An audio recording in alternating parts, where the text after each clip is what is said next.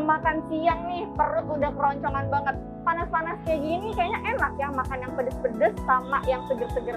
Nah, hari ini aku ingin ngajak sahabat di rumah untuk nyicipin perpaduan dari ramen dan es krim. Jika jadi satu, kira-kira selezat apa ya keunikan dari rasanya? Yuk, ikutin aku icip-icip ke dalam. Let's go!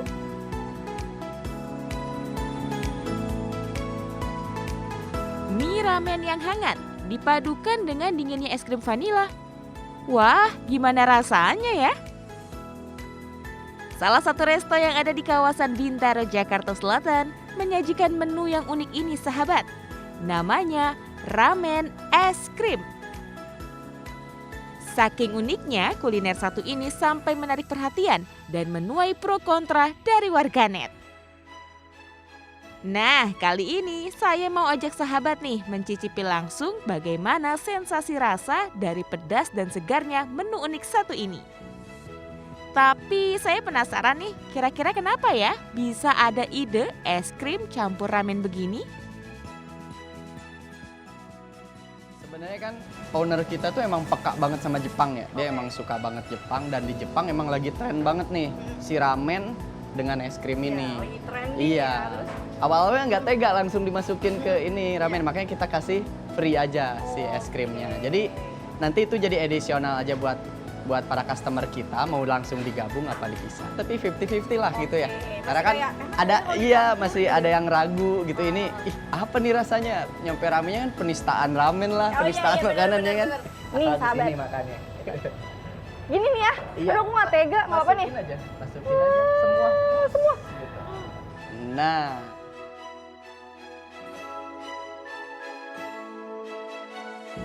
Cara baru makan ramen ini tentu bikin banyak warganet mampir karena penasaran dengan rasanya nih, sahabat. Tapi buat kamu yang takut coba-coba makan ramen campur es krim, tenang aja sahabat. Ramen dan es krimnya ini disajikan terpisah kok. Jadi kamu bisa pilih tim makan ramen es krim dicampur atau dipisah. Kalau aku tim makan es krim sesudah makan ramen. Kalau aku 9 ya, 9. Kenapa? Soalnya habis makan kita bisa sambil nunggu, sambil ngobrol-ngobrol sama teman-teman sambil makan es krim. Kalau aku tim es krim setelah makan ramen ya. Kenapa tuh? Menurut aku ya cocok aja, habis makan ramen gurih kan, panas, asin. Habis itu makan yang manis-manis kayak lebih enak sih. Experience-nya pertama kali, biasanya makan ramen ya pakai ocha biasa. Ternyata setelah makan ramen, makan es krim jauh lebih enak sih. Nah, kalau saya mah pilih es krim dicampur aja deh, biar nggak penasaran lagi. Buat sahabat yang penasaran dengan sensasi unik ramen es krim ini, silahkan coba sendiri ya. Tenang, harganya cukup terjangkau kok. Satu mangkok mie ramen hangat ini dibanderol seharga Rp30.000 sampai Rp50.000. Harga ini udah termasuk es krimnya ya.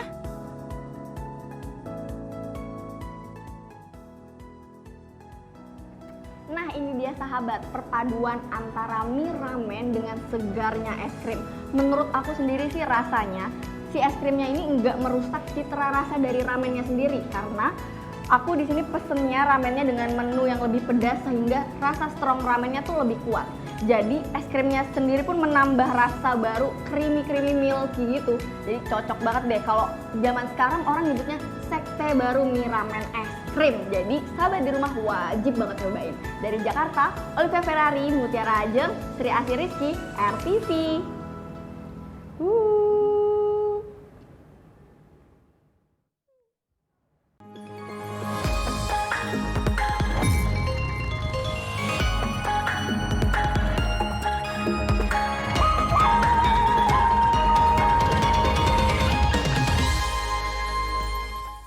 Halo, selamat pagi Doni. Halo, selamat pagi Tasya.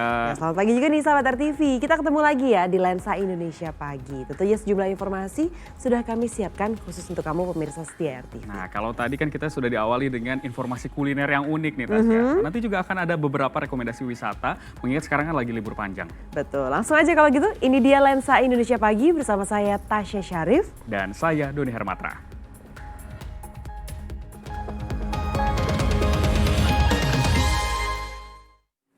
Nah, kalau tadi rekomendasi kuliner, kali ini ada satu tujuan wisata alam yang bisa jadi rekomendasi bagi yang ingin menghabiskan waktu libur panjang ini nih. Nah, bener banget nih Tasya. Sumber air dengan kejernihan yang masih sangat alami dijamin bisa membuat keluarga betah untuk berendam di sana. Kira-kira seperti apa? Berikut liputannya.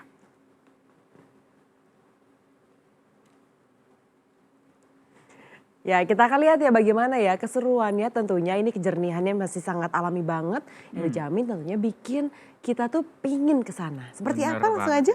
Langsung aja kita lihat liputannya berikut ini.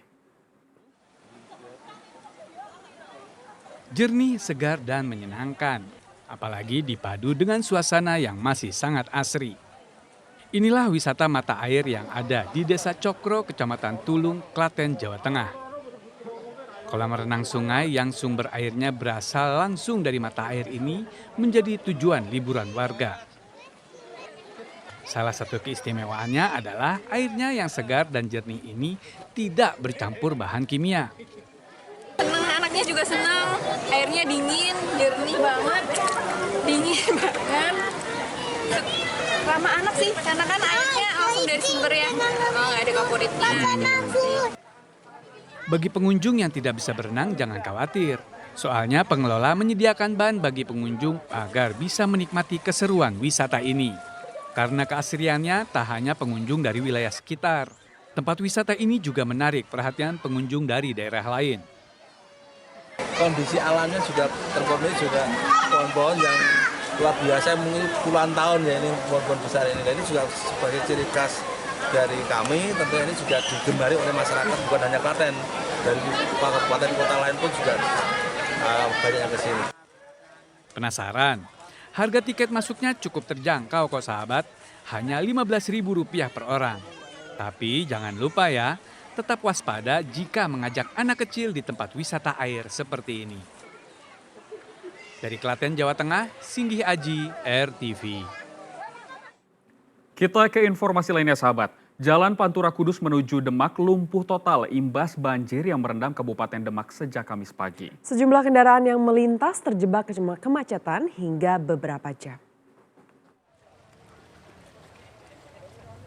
Sejumlah truk tidak dapat bergerak akibat terjebak banjir yang terjadi mulai dari persimpangan Jalan Terminal Kudus hingga jembatan Tanggulangin. Sementara pengendara lainnya pun tak berani melintas karena takut terendam banjir. Akibatnya, arus lalu lintas dari Kudus menuju Demak maupun sebaliknya lumpuh total. Bahkan salah satu sopir mengaku telah terjebak macet selama 7 jam. Ya mau bagaimana lagi lah, menunggu surut aja. 6 jam, 7 jaman loh. Untuk mengurai kemacetan, kepolisian pun mengalihkan arus kendaraan dari arah Kudus menuju Demak. Perempatan Kencing kita arahkan ke Jeporo, jadi lewat nanti Terumbuli.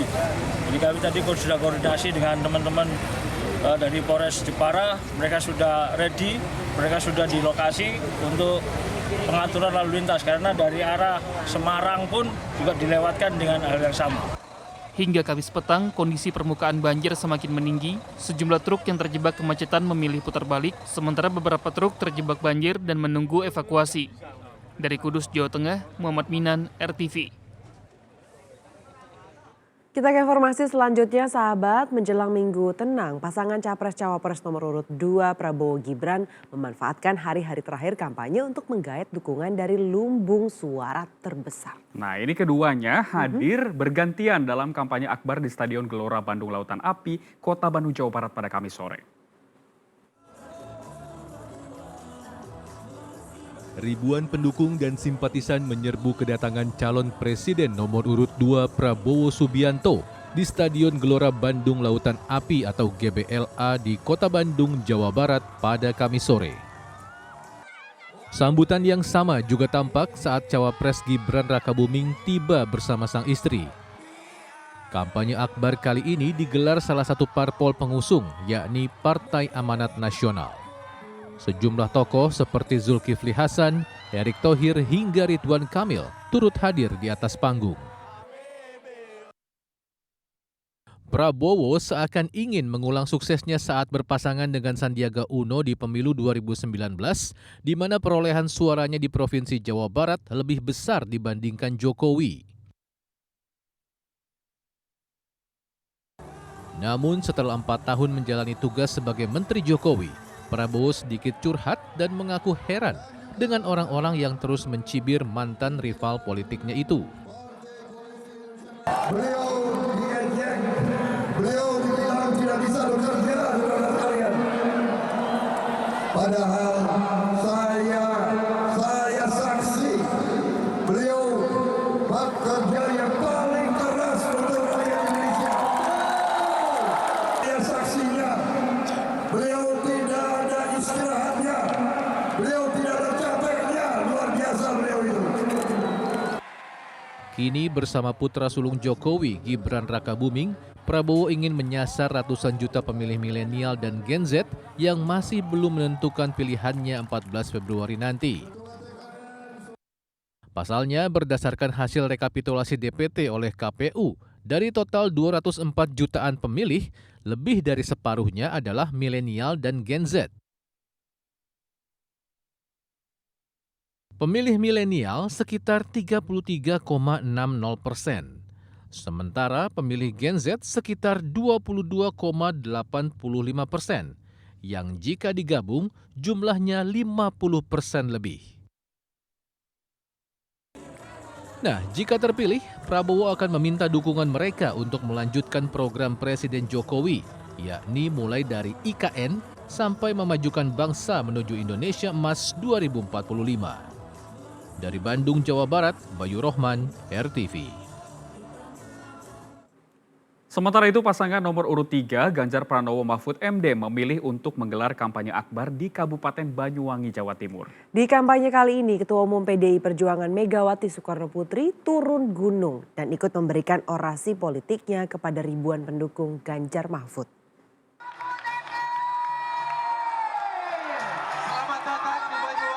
Pasangan Capres-Cawapres nomor urut 3, Ganjar Pranowo dan Mahfud MD datang ke Banyuwangi. Bersama ribuan pendukungnya, Ganjar Mahfud menggelar kampanye akbar di lapangan Maron, Banyuwangi, Jawa Timur. Dalam kampanye bertajuk Konser Rakyat ini, sang Ketua Umum PDI Perjuangan Megawati Soekarnoputri turun gunung alias turut hadir dalam kampanye akbar ini. Dalam orasi politiknya, Ganjar menyinggung isu yang tengah menjadi sorotan dan mengundang reaksi sejumlah kalangan terkait pernyataan Presiden Jokowi yang boleh memihak, yang dinilai menodai demokrasi. Ganjar meminta kepada ribuan pendukungnya untuk mengawal proses demokrasi pada hari pencoblosan. Semua sudah berbicara, tokoh agama berbicara, ulama berbicara, kampus juga berbicara. Mereka sudah mengingatkan semuanya agar demokrasi kita berjalan dengan baik. Maka rakyatlah hari ini yang harus mengawal. Dalam kampanye ini, Ganjar Mahfud memeragakan pencoblosan surat suara sebagai simbol ajakan kepada pendukungnya untuk datang ke TPS pada tanggal 14 Februari mendatang.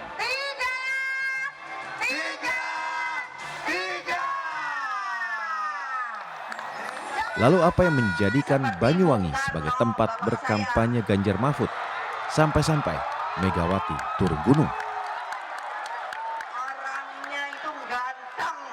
Jika melihat peta kekuatan parpol pada pemilu 2019 lalu, PDIP berada di posisi kedua perolehan suara pemilu legislatif di Dapil Jatim 3 yang mencakup 3 wilayah yakni Banyuwangi, Bondowoso, dan Situbondo. Suara PDIP tak mampu menggeser PKB yang memang memiliki basis suara di Kabupaten Banyuwangi. Jika melihat sebaran daftar pemilih tetap DPT di Jawa Timur untuk pemilu 2024, Banyuwangi merupakan wilayah dengan DPT terbesar kelima setelah Surabaya, Malang, Jember, dan Sidoarjo dengan jumlah DPT sebesar 1,34 juta pemilih. Dan jumlah DPT Banyuwangi mengalami penurunan sebesar 1.309 pemilih dari DPT pemilu 2019. Namun KPU mengklaim terdapat 1.295 pemilih pemula dan pemilih baru dalam DPT ini.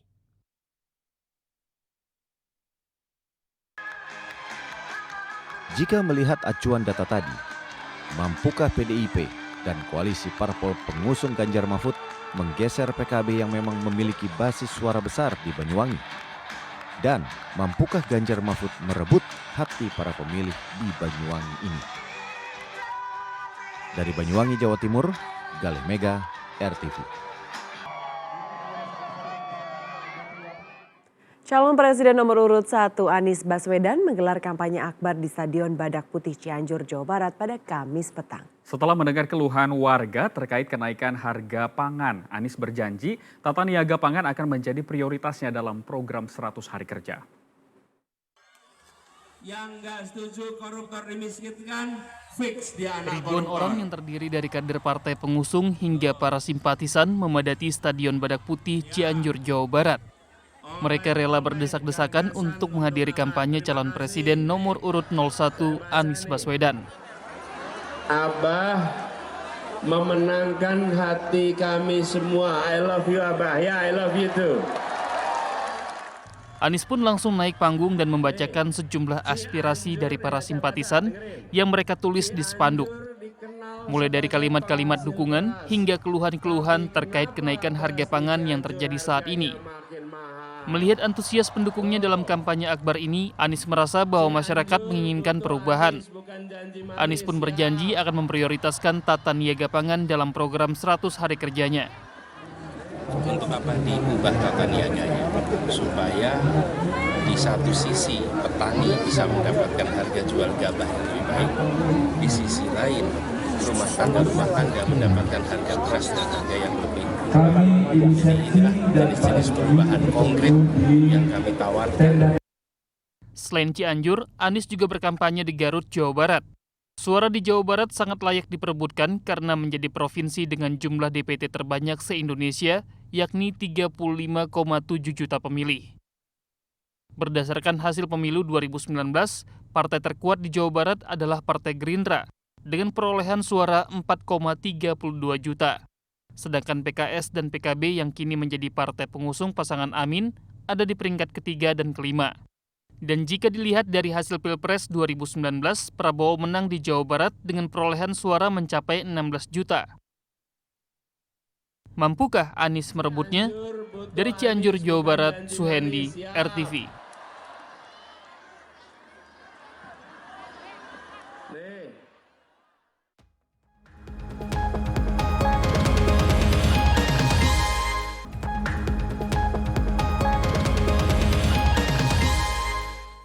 Dan informasi di Lensa Arena tadi mengakhiri jumpa kita di Lensa Indonesia pagi hari ini. Saya Doni Hermatra. Dan juga saya Tasya Syarif. Terima kasih sahabat RTV telah menyaksikan kami. Selamat pagi dan sampai jumpa.